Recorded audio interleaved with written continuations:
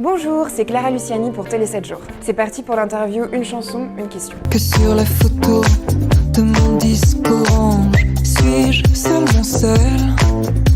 La fois où je me suis sentie le plus à nu dans ma carrière, je pense que c'est quand on a shooté la couverture de mon 3e album. C'était pas du tout prévu que je me retrouve comme ça en débardeur blanc, les épaules nues. Mais en fait, je suis arrivée sur le shooting et je me suis rendu compte que c'était le seul truc que j'avais envie de porter à ce moment-là de ma vie.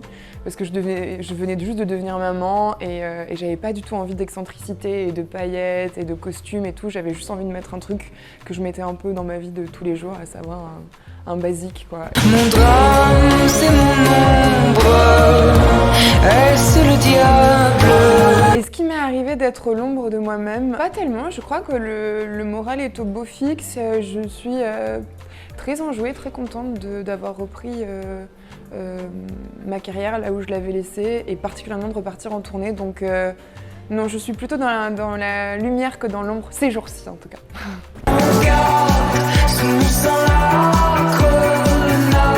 La première fois où ma grenade a explosé, je pense que c'est probablement assez tôt dans ma vie parce que j'ai été une enfant et une jeune fille moquée pour ma taille, etc.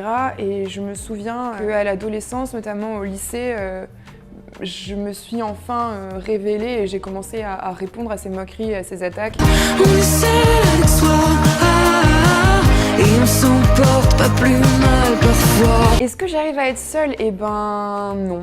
Je crois qu'il y a 2 trucs qui sont un peu impossibles d'accès quand on vient de devenir parent, c'est la solitude et la paresse. C'est 2 concepts qui n'apparaissent pas trop dans mon emploi du temps en ce moment.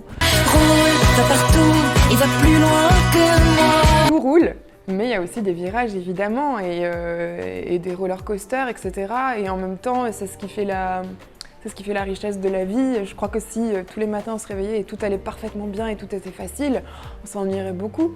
Et moi, ça me dérange pas, toutes ces aspérités-là de la vie. J'essaye de prendre les choses comme un challenge, quoi. Donc, ouais, il y a des virages, mais j'ai mon permis.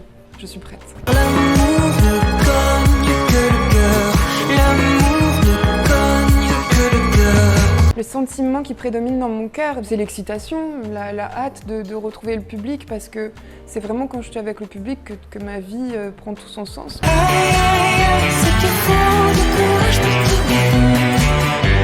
tout. Moi, ce qui me demanderait vraiment du courage, ce serait de ne rien faire. Moi, j'ai besoin de rester hyper active et de faire plein de trucs pour être heureuse. Donc ça ne me demande pas vraiment de courage. J'ai toujours eu comme ça beaucoup d'énergie. Moi, c'est plutôt quand on me demande de ne rien faire que... Ma sœur me dit toujours, mais je crois que je ne te vois jamais t'asseoir, juste te poser. Et d'ailleurs, peut-être que ça peut être une de mes bonnes résolutions en 2025, prendre le temps de ne rien faire, trouver du temps pour ne rien faire.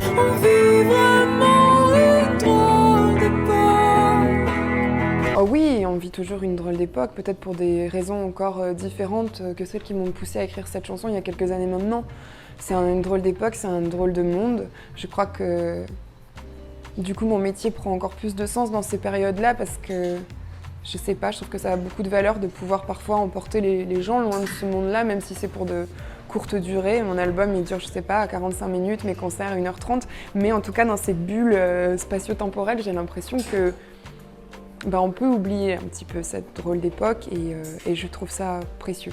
Je pense aux fleurs qui sont parfaites. Si je devais choisir une fleur pour représenter mon univers musical, je pense que je choisirais la rose parce que j'aime bien le fait qu'elle soit à la fois très belle, qu'elle sente très bon, qu'il y ait quelque chose d'a priori très doux et que pour autant quand on essaye de l'approcher, elle nous pique. Mon sang, leur sang, ton sang, porté par des vaisseaux. Qu'est-ce qui coule dans mes veines? L'amour, la passion, la création, tout ça. Mais peut-être l'amour. Moi, je suis une très grande amoureuse de l'amour. Je trouve que c'est un peu tout ce... Enfin, je sais pas, je me dis,